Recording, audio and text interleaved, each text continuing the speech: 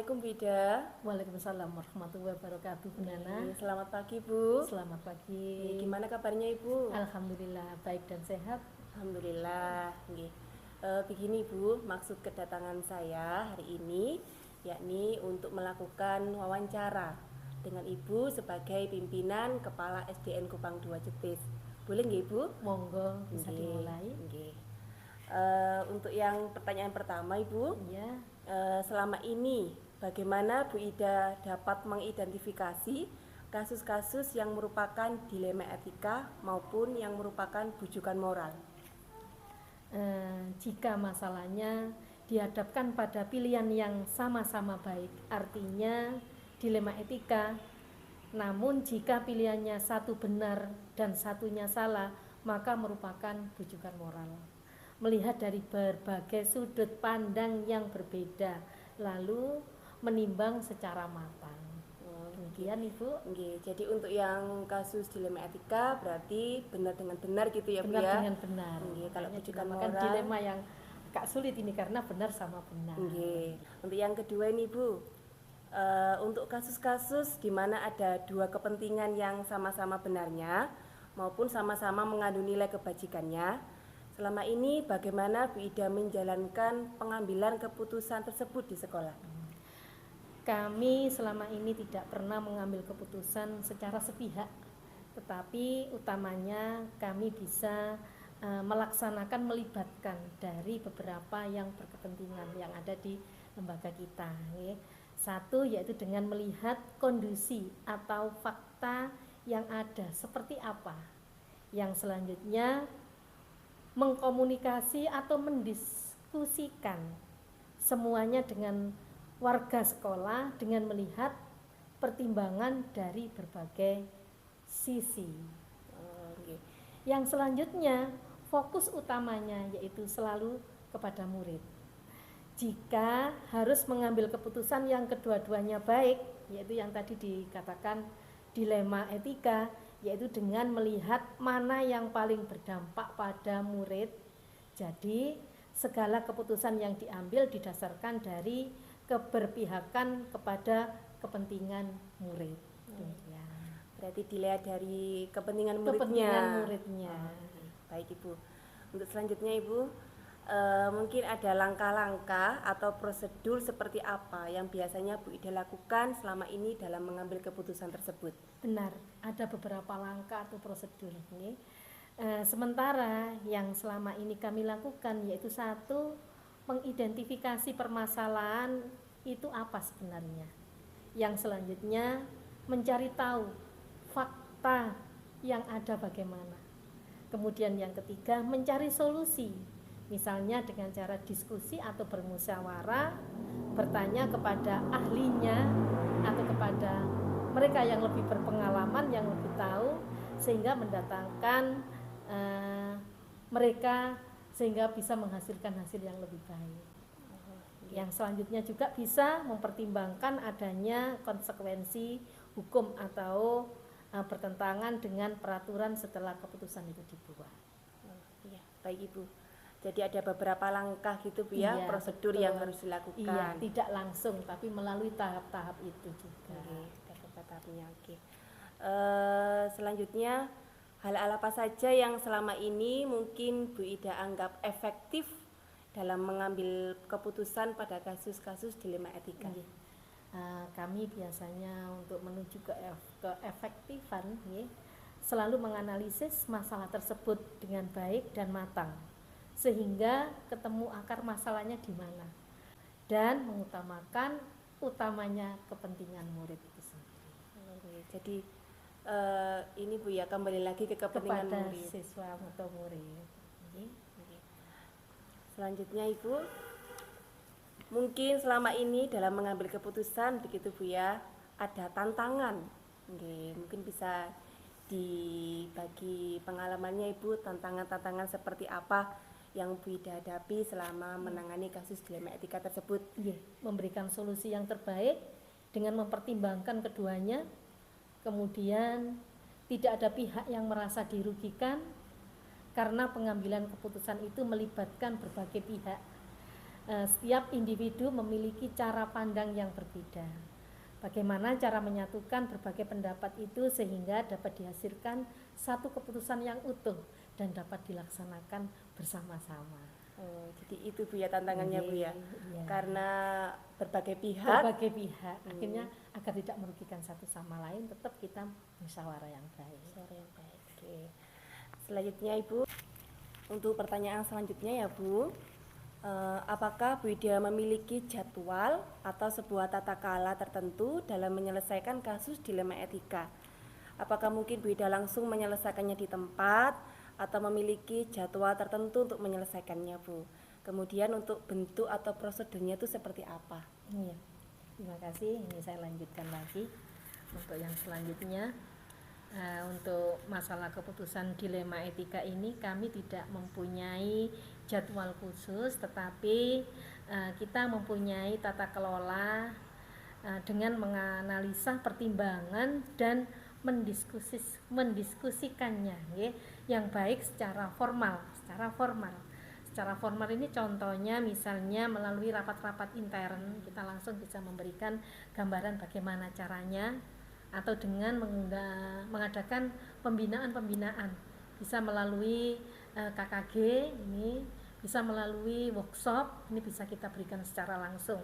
Sedangkan yang lainnya dengan menggunakan non formal ini bisa para guru ini mendapatkan informasi atau keputusan itu dari teman-teman sejawat sesama guru.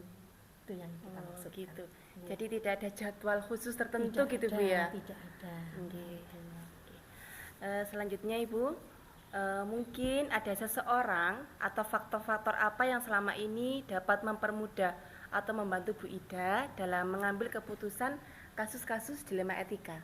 Betul, selalu ada, yaitu dengan melalui diskusi dengan semua pemangku kepentingan yang ada di sekolah. Nah, ini bisa saya sebutkan banyak sekali nih, dari guru-guru yang ada, kemudian dari komite sekolah, kemudian juga dari paguyuban kelas itu juga menentukan juga, kemudian dari orang tua. Jelas paguyuban itu berasal dari orang tua siswa juga. Bahkan saya juga seringkali mendapatkan atau saya bertanya dengan kepada rekan kepala sekolah yang lain yang sudah lebih berpengalaman dari saya.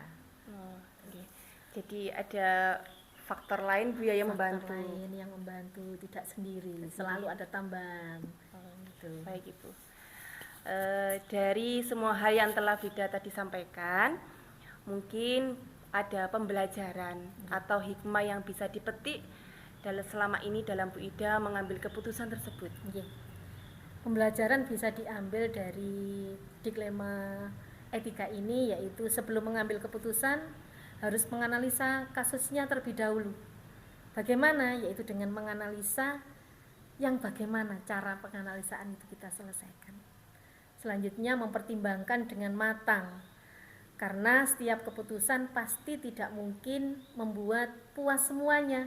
Ada beberapa yang mungkin masih belum terpuaskan, yaitu dengan mempertimbangkan secara matang agar semua kepuasan senang dan bisa dilaksanakan dengan baik, yaitu dengan cara menentukan, tidak ditentukan sendiri, tapi dari beberapa pihak yang tadi kita sebutkan, semua yang terlibat yang ada di sekolah itu. Kemudian ini bisa saya beri contoh ya, saya beri contoh supaya semuanya bisa berjalan dan memuaskan. Kebetulan di sekolah kita itu ada ibu yang kena program PPG. Selama 2 bulan beliau harus meninggalkan sekolah dan harus sukses di PPG-nya, harus berhasil. Sementara di sekolah anak-anak harus belajar, yang ditinggal ini juga penting, sedangkan yang keluar PPG juga penting. Ibu guru itu harus sukses dengan masa depannya. Nah, kita mengambil cara yang ada di sekolah kita selesaikan, apa yang bisa kita lakukan. Kebetulan di sekolah kita ada ibu yang ada di perpustakaan. Itu sementara kita ambil alih selama 2 bulan, selain bertugas untuk menyelesaikan kegiatan-kegiatan yang ada di perpustakaan, ibu tersebut juga harus berada di tengah anak-anak, yaitu di kelas untuk menyelesaikan kelas yang kosong. Dengan demikian semuanya bisa berjalan sesuai dengan yang kita inginkan. Yang program PPG sukses dengan harapan PPG-nya yang ada di kelas sementara tidak tertinggal. Begitu, Bu Nana. Jadi itu contoh kasus yang ini Bu ya, yang Bu Ida yang selama ini selama pernah ini ada. yang pernah ada. Iya. Nggih. Baik Ibu, menarik sekali tadi perbincangan kita nggih, wawancara dengan Bu Ida. Semoga apa yang Bu Ida jelaskan tadi itu pasti sangat menginspirasi saya. Ya, kemudian juga nanti saya juga dapat mengaplikasikannya, nggih, menjadi pembelajaran di kelas atau mungkin nanti menjadi seorang pemimpin. Amin. Sukses juga untuk panjenengan ya. Nggih, terima kasih Ibu. Mohon maaf juga Bu, tadi sudah mengganggu waktunya Bu Ida. Nggih, saya akhiri dulu Bu ya. Wassalamualaikum warahmatullahi wabarakatuh. Waalaikumsalam warahmatullahi wabarakatuh. Mungkin lain waktu bisa diperpanjang lagi, Iya, disambung lagi. nggih, terima kasih.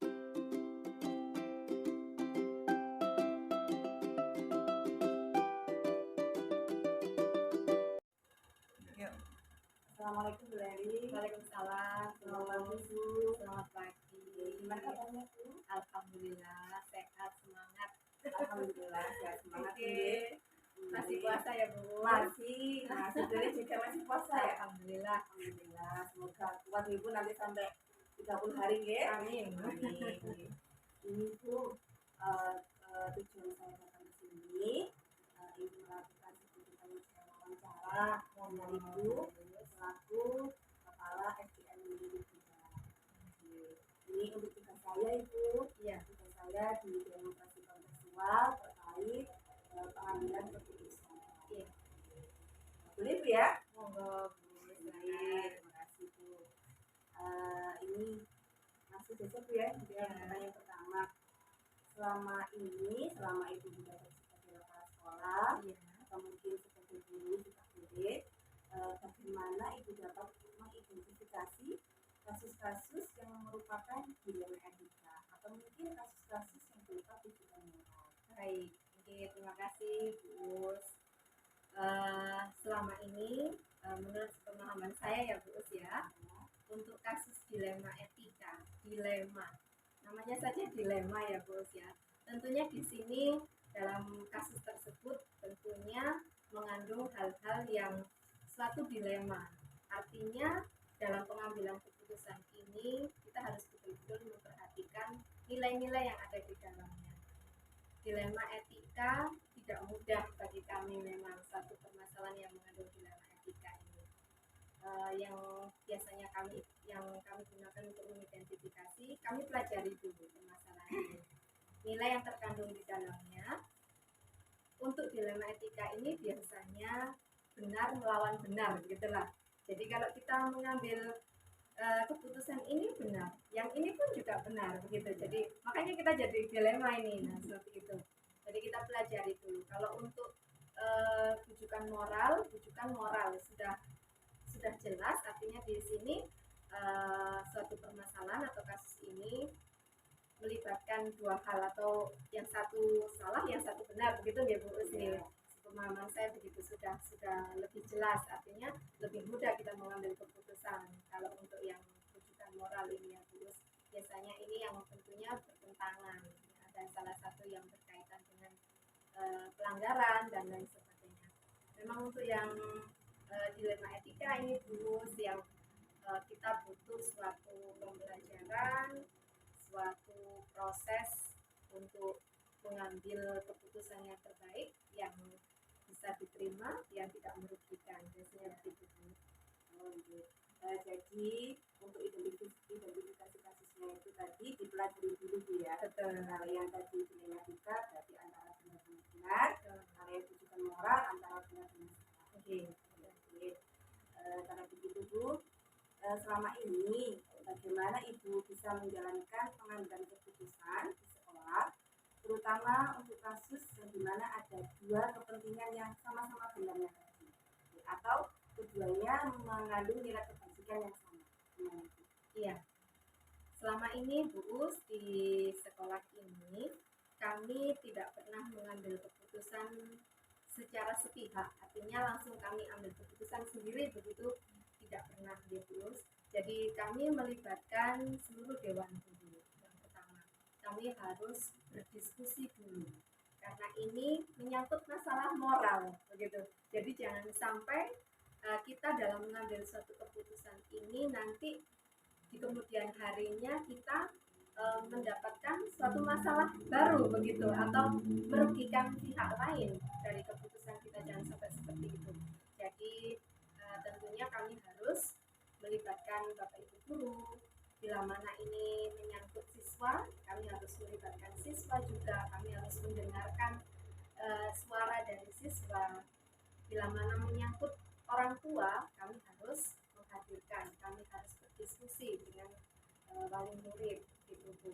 Jadi kami harus memahami, menggali lebih dalam permasalahan tersebut sehingga kami tidak sampai keliru dalam mengambil keputusan tersebut, karena efeknya juga nanti pada sekolah kita sendiri begitu.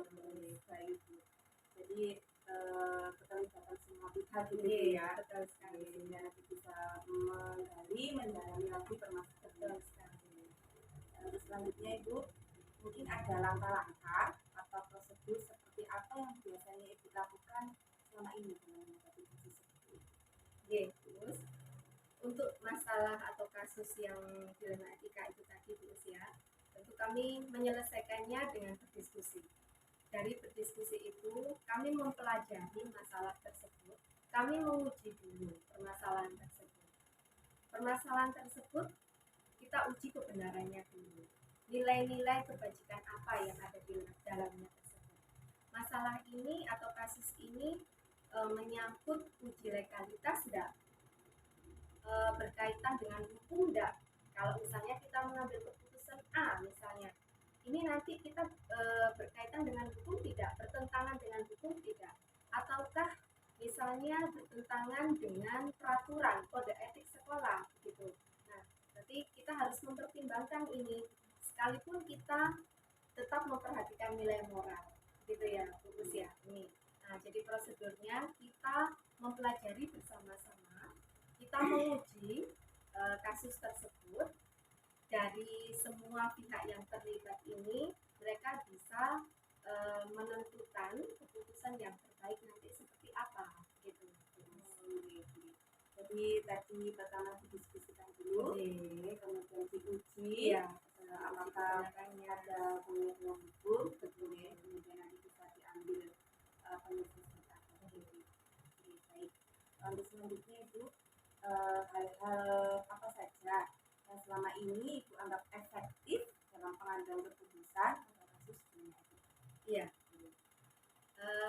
Hal yang efektif menurut saya tentunya tadi dengan diskusi ya Bu ya, dengan rapat intern, melibatkan semua pihak, melibatkan stakeholder yang ada di sekolah ini. Yang pertama itu.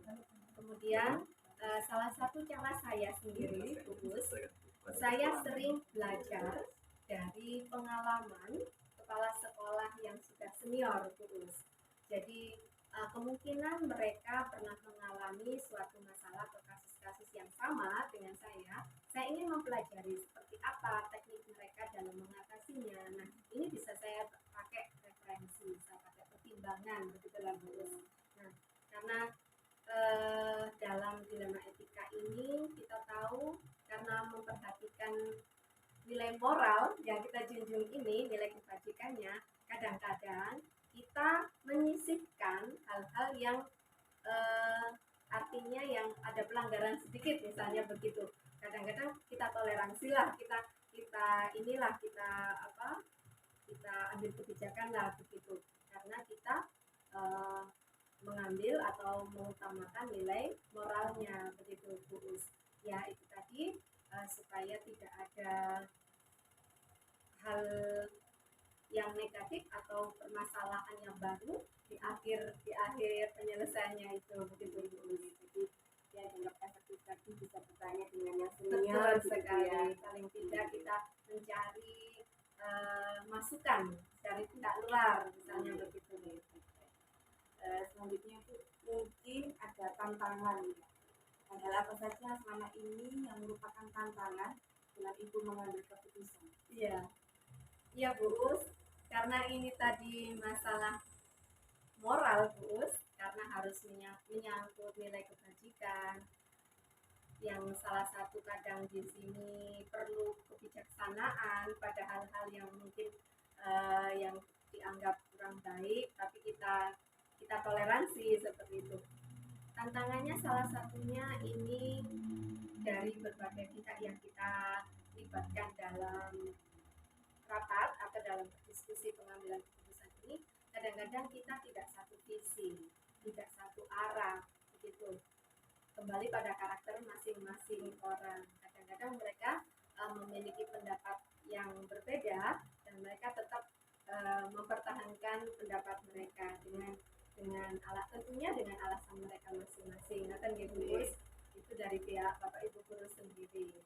Kemudian dari pihak wali murid Gus, kadang-kadang juga kita ketahui bersama wali murid ini ya itu tadi kembali ke karakter manusia masing-masing. Kadang ada yang bisa kami ajak sharing, bekerja sama, kadang-kadang ada yang ngereken begitu bahasa Jawanya itu kurang memperhatikan ini dengan kurang peduli dengan pendidikan putra putrinya misalnya begitu. Jadi kami agak susah betul itu tantangan kami selama ini. Untuk selanjutnya Ibu, mungkin Ibu ada jadwal tertentu ya dalam menyelesaikan kasus dilema tersebut. Apakah mungkin ketika langsung hari itu juga atau mungkin punya jadwal tertentu gitu Bu ya? Oke, Gus. Kalau hal ini tergantung kasusnya ya Gus, tergantung kasusnya. Kalau selama ini di tempat kami ini kami buatkan jadwal memang semacam rapat intern untuk penlulusan atau kenaikan kelas. Nah, memang di sini seringkali muncul kasus dilema etika menurut kami. Jadi sebelum kami menetapkan penlulusan siswa-siswi atau kenaikan kelas murid-murid kami, tentunya kami harus mengambil keputusan terlebih dahulu.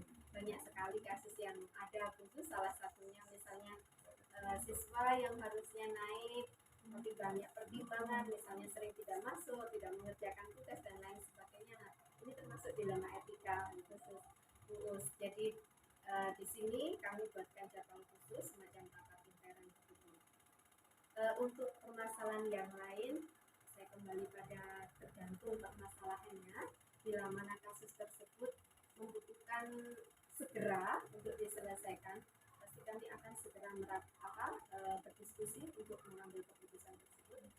Bila mana dalam pengambilan keputusan ini tadi kami terhalang sesuatu, mungkin kami jadwalkan ulang, mungkin kami harus melibatkan dewan pendidikan yang ada di sekolah ini, tapi membutuhkan pembuatan jadwal lagi seperti itu. Jadwalnya, contohnya tadi ketika rapat intern, ketika kelulusan Bu ya. Betul. Kemudian ada yang sifatnya kondisional Bu ya. Iya, kondisional. Antara sekarang ya sekarang. Dan selanjutnya Bu, adakah orang lain, seseorang atau faktor-faktor lain yang selama ini tuh membantu Ibu dalam mengambil keputusan? Iya, betul. Kami selain dengan Bapak Ibu guru yang ada di sekolah, selain dengan dewan guru, kami selalu melibatkan dewan pendidikan ya Bu. Di sini, bila mana kami dalam mengambil keputusan ini kami mengalami kesulitan, kami pasti akan melibatkan beliau. Begitu. Selain itu, teman-teman kepala sekolah yang senior, yang mungkin mereka lebih banyak berpengalaman, istilahnya begitu ya, Us. Nah, terus ini kami gunakan sebagai acuan, nah paling tidak ini sebagai referensi pertimbangan gitu, supaya pengambilan keputusan kami nanti tidak merugikan pihak lain kan. Jadi ada faktor lain Bu ya, atau seseorang lain kerja teman-teman Iya, sama dewan pendidikan. Baik. Dari semua hal yang sudah didiskusikan tadi Bu ya, mungkin ada pembelajaran apa yang bisa Ibu petik selama pengalaman Ibu mengambil keputusan di tersebut? Betul. Dari pengalaman yang sudah saya pelajaran yang saya petik ketika kami menghadapi suatu kasus atau suatu permasalahan, kami tidak boleh dan tidak bisa menyelesaikan secara sepihak. Kami perlu berdiskusi dengan semua stakeholder yang ada di sekolah. Kemudian keputusan yang kami ambil harus betul-betul berorientasi berpihak pada siswa. Itu yang paling penting. Jangan sampai merugikan siswa. Begitu. Kemudian kami harus berorientasi pada nilai-nilai kebajikan atau nilai moral tadi, dan tentunya keputusan yang kami ambil harus bisa dipertanggungjawabkan supaya nanti tidak menimbulkan masalah yang tidak kita inginkan di kemudian hari. Intinya kami berbasis pada hasil akhir lah khusus, dan kami harus peduli dengan kepentingan anak-anak di sini. Begitu terus dari pembicaraan itu tadi Bu ya, banyak sekali inspirasi pengalaman-pengalaman yang sudah Ibu ceritakan kepada saya. Kita saling berbagi, saling belajar ya Bu. Dari cerita-cerita itu tadi, bagaimana cara menangani kasus, kemudian tantangan yang dihadapi, sampai akhirnya dapat memetik hikmahnya itu seperti apa, mudah-mudahan bisa menginspirasi. Terima kasih Bu. Sekian Bu ya dari saya. Mohon maaf tadi sudah mengganggu waktunya Bu ya. Tidak apa-apa.